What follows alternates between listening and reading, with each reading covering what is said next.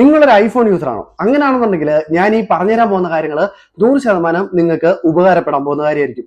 തീർച്ചയായിട്ടും ഒരു iPhone user അറിഞ്ഞിരിക്കേണ്ട കാര്യം കൂടാണിത്. അപ്പോൾ സംഭവം എന്താണെന്ന് ഞാൻ പറഞ്ഞുതരാം. നമ്മുടെ ഈ ഐഫോണിലുള്ള ഈ ഒരു കോൾ ആപ്ലിക്കേഷൻ നിങ്ങൾക്ക് എല്ലാവർക്കും അറിയാലോ. ഇതിന്റെ ഉപയോഗം എന്ന് വെച്ച് കഴിഞ്ഞാൽ നമുക്ക് ഇതിനകത്തുനിന്ന് ആരെ വേണമെങ്കിലും എത്രയും പെട്ടെന്ന് വിളിക്കാൻ പറ്റും.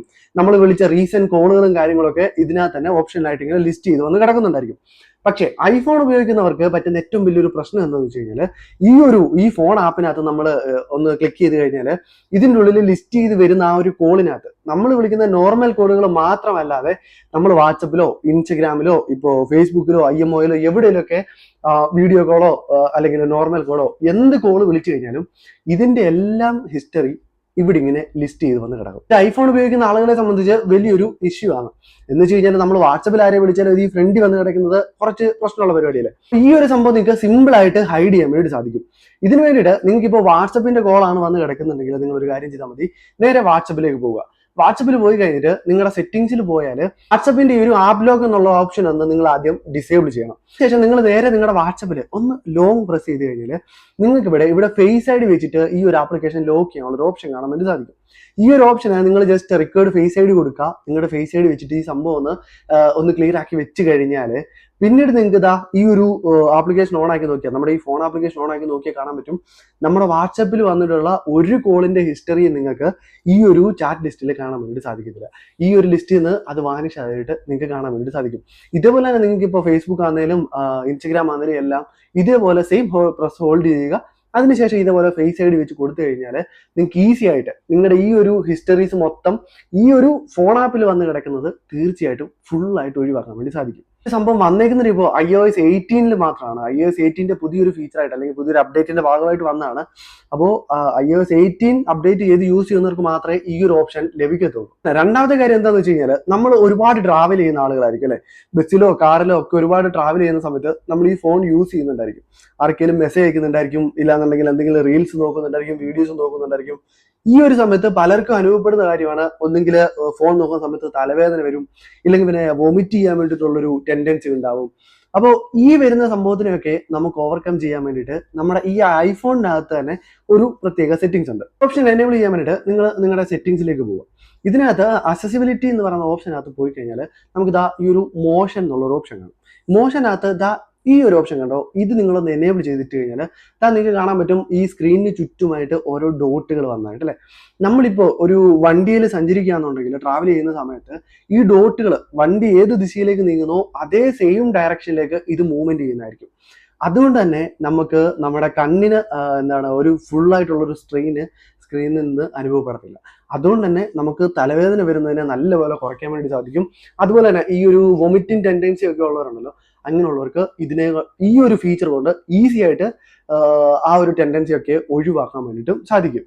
മൂന്നാമത്തെ സംഭവം എന്ന് വെച്ചിട്ട് നിങ്ങൾ ശ്രദ്ധിച്ചിട്ടുണ്ടായിരിക്കും, നമുക്ക് കോളുകൾ വരുന്ന സമയത്ത് 2 ടൈപ്പിലായിരിക്കും നമുക്ക് സ്ക്രീനുകൾ വരുന്നത്. ഈ 2 തരത്തിലുള്ള സ്ക്രീനുകൾ വരുന്നത് എന്താണെന്ന് വെച്ച് കഴിഞ്ഞാൽ, ഒന്ന് നമുക്ക് അക്സെപ്റ്റ് ചെയ്യാനും ഡിക്ലൈൻ ചെയ്യാനുള്ള ഓപ്ഷനും, അതുപോലെ തന്നെ രണ്ടാമത് വരുന്ന ഓപ്ഷൻ എന്താണെന്ന് വെച്ചാൽ സ്ലൈഡ് ചെയ്ത് കോൾ ആൻസർ ചെയ്യാൻ വേണ്ടിയിട്ടുള്ളൊരു ഓപ്ഷനും കൂടാണ് നമുക്ക് വരുന്നത്. ഇങ്ങനെ ഒന്നാമത്തെ ആ ഒരു നമുക്ക് അക്സെപ്റ്റ് ആൻഡ് ഡിക്ലൈൻ ഓപ്ഷൻ വരുന്നത് എപ്പോഴാന്ന് വെച്ച് കഴിഞ്ഞാൽ നമ്മുടെ ഫോൺ അൺലോക്ക് ആയിട്ടിരിക്കുന്ന സമയത്താണ്. അതേപോലെ തന്നെ ഈ ഒരു സ്ലൈഡ് ഓപ്ഷൻ വരുന്നത് നമ്മുടെ ഫോൺ ലോക്ക് ആയിരിക്കുന്ന സമയത്ത്, നമ്മൾ ബാഗിലോ അല്ലെങ്കിൽ ഫോണിൽ പോക്കറ്റിലോ എവിടെയൊക്കെയാണ് ഫോൺ വെച്ചിരിക്കുന്നത് ആ സമയത്ത് ഫോൺ ലോക്ക് ആണെങ്കിൽ നമുക്ക് വരുന്ന എല്ലാ കോളുകളും നമുക്ക് ഇങ്ങനെ സ്ലൈഡ് ചെയ്തിട്ട് മാത്രമേ ആൻസർ ചെയ്യാൻ പറ്റത്തുള്ളൂ. മെയിനായിട്ട് ഈ ഒരു ഫീച്ചറിന്റെ ഉപകാരം എന്താണെന്ന് വെച്ച് കഴിഞ്ഞാൽ, നമ്മളിപ്പോൾ ബാഗിലൊക്കെ വെച്ചേക്കുമ്പോൾ ഈ അക്സെപ്റ്റ് ആൻഡ് ഡിക്ലൈൻ എന്ന് പറയുന്ന ഒരു ഓപ്ഷൻ പോലെ ആണെങ്കിൽ ജസ്റ്റ് കൈ കൊള്ളൂ അല്ലെങ്കിൽ ഒരു ടച്ച് അതിൽ വരികയോ ചെയ്തു കഴിഞ്ഞാൽ ഓട്ടോമാറ്റിക്കലി ആ കോൾ ആൻസർ ആവാനുള്ള ചാൻസസ് വളരെ കൂടുതലാണ്. അതേപോലെ തന്നെ ഈ ലോക്ക് ആയിരിക്കുമ്പോൾ ബാഗിൽ അല്ലെങ്കിൽ പോകറ്റിരിക്കുമ്പോൾ ഒരു കോൾ വന്നു, ഈ സ്ലൈഡ് ചെയ്യുന്ന ഓപ്ഷൻ ആണെങ്കിൽ അത്രയും ഒരു മൂവ്മെന്റ് ആ ഒരു സ്ലൈഡ് ചെയ്തെങ്കിൽ മാത്രമേ നമുക്ക് കോള് ആൻസർ ചെയ്യാൻ വേണ്ടി. അതുകൊണ്ട് തന്നെ അൺവാണ്ടഡ് ആയിട്ട് നമ്മുടെ കോളുകൾ അറിയാതെ അക്സെപ്റ്റ് ആവുക അല്ലെങ്കിൽ ഡിക്ലൈൻ ആവുന്നത് ചെയ്യുന്ന ആ ഒരു പ്രശ്നം നമുക്ക് ഒഴിവാക്കാൻ വേണ്ടിയിട്ട് ഈ ഒരു ഫീച്ചർ കൊണ്ട് സാധിക്കും. അപ്പൊ അടുത്തൊരു സംഭവം എന്താണെന്ന് വെച്ച് കഴിഞ്ഞാൽ, നിങ്ങൾക്ക് ഈ ഒരു ഐഫോണിൽ നിങ്ങൾക്ക് മറ്റൊരാളുടെ കോണ്ടാക്ട് ഈസി ആയിട്ട് ഈ ഫോണിൽ എങ്ങനെ സേവ് ചെയ്ത് വെക്കാം എന്നുള്ളതാണ്. നമുക്ക് സിമ്പിൾ ആയിട്ട് ഒരാളുടെ നമ്പർ ടൈപ്പ് ചെയ്ത് സേവ് ചെയ്യണമെന്നുണ്ടെങ്കിൽ നമ്പർ ഇങ്ങനെ ടൈപ്പ് ചെയ്ത് കൊടുക്കുക. ടൈപ്പ് ചെയ്ത് കൊടുത്തു കഴിയുമ്പോൾ നമുക്ക് ഇവിടെ റൈറ്റ് കോർണറിലായിട്ട് ഇതേപോലെ ഒരു സേവ് ഓപ്ഷൻ കാണാൻ പറ്റും. ഇതിൽ ക്ലിക്ക് ചെയ്തുകൊണ്ട് അവരുടെ നെയിം അടിച്ചു കൊടുക്കുക. ഇത് സിമ്പിൾ ആയിട്ട് നിങ്ങൾക്ക് സേവ് ചെയ്യാൻ വേണ്ടി പറ്റും. പിന്നെ ഇതിന്റെ വേറൊരു വശം എന്താണെന്ന് വെച്ച് കഴിഞ്ഞാൽ, നിങ്ങളിപ്പോ ആൻഡ്രോയിഡ് ഫോൺ ഉപയോഗിച്ചിരുന്നവരാണ്, അതിൽ നിന്ന് നേരെ നിങ്ങൾ ഐഫോണിലേക്ക് ഷിഫ്റ്റ് ആയവരാണെന്നുണ്ടെങ്കിൽ നിങ്ങൾക്ക് നിങ്ങളുടെ ആൻഡ്രോയിഡിലുള്ള എല്ലാ കോണ്ടാക്റ്റുകളും ഈ ഐഫോണിലേക്ക് വേണമെന്നുണ്ടെങ്കിൽ ഈസി ആയിട്ട് ചെയ്യാൻ പറ്റുന്ന ഒരു മെത്തേഡ് എന്താണെന്ന് വെച്ചാൽ, നിങ്ങൾ ഫോൺ സെറ്റപ്പ് ചെയ്യുന്ന സമയത്ത് മൂവ് ടു iOS എന്ന് പറഞ്ഞിട്ട് ഒരു ആപ്ലിക്കേഷൻ ഉണ്ട്. ഈ സംഭവം ഉപയോഗിച്ചിട്ട് നിങ്ങൾ ഐഫോൺ അത് സെറ്റപ്പ് ചെയ്യുന്ന ആ ഒരു സമയത്ത് തന്നെ അങ്ങനെ ഒരു ഓപ്ഷൻ വരും. ഈ ഓപ്ഷൻ ക്ലിക്ക് ചെയ്തുകൊണ്ട് നമ്മുടെ ആൻഡ്രോയിഡിൽ ഈ ഒരു ആപ്ലിക്കേഷൻ ഇൻസ്റ്റാൾ ചെയ്തുകൊണ്ടും നമുക്ക് ഈസി ആയിട്ട് നിങ്ങളുടെ എല്ലാ കോൺടാക്റ്റുകളും ഈ ഐഫോണിലേക്ക് ചേഞ്ച് ചെയ്യാൻ വേണ്ടി സാധിക്കും. ഒരു കോൺടാക്ട് പോലും അതിനകത്തുനിന്ന് മിസ്സാവത്തില്ല.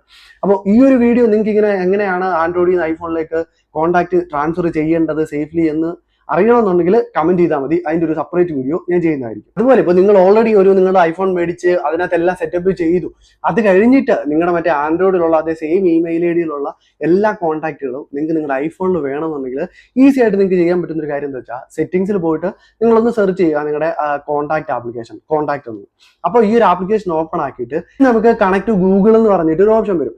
ഈ ഗൂഗിളിലേക്ക് നമ്മളൊന്ന് ക്ലിക്ക് ചെയ്ത് കഴിഞ്ഞാൽ നമ്മുടെ ഇമെയിൽ ഐ ഡി വെച്ചിട്ട് അവിടെ ലോഗിൻ ചെയ്യാൻ പറ്റും.